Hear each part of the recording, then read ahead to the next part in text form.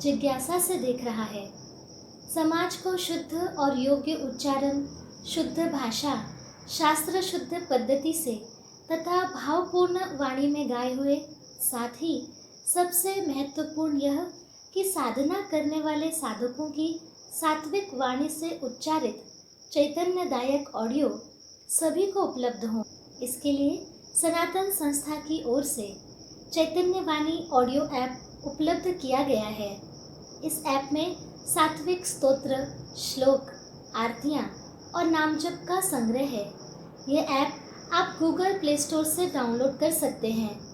यहाँ आपको comment box में इस ऐप की लिंक डाली गई है, वह भी आप जाकर वहाँ पर ऐप डाउनलोड कर सकते हैं। इस नाम जप सत्संग के पश्चात सुबह 11:15 बजे से दोपहर 12 बजे तक बच्चों के लिए बाल संस्कार वर्ग इस कार्यक्रम का आयोजन किया जाता है। उसके पश्चात दोपहर 2:30 बजे से 3:15 बजे तक भाव सत्संग कार्यक्रम का आयोजन होता है। शाम को 4 बजे से 4:45 बजे तक नाम सत्संग के इसी कार्यक्रम का पुनः प्रसारण किया जाता है और रात को 8 बजे धर्म संवाद ये कार्यक्रम होता है, जिसका पुनः प्रसारण अगले दिन दोपहर 1 बजे किया जाता है। आप सभी से निवेदन है कि आप इन सभी कार्यक्रमों का लाभ आपके मित्रजन और परिवारजन इनको भी अवश्य बताएं और यह कार्यक्रम देखने के लिए सभी को प्रेरित कीजिए। भगवान श्री कृष्ण जी की असीम कृपा से आज का ये नाम सत्संग यहीं समाप्त होता है, ऐसा मैं घोषित करती हूँ। नमस्कार।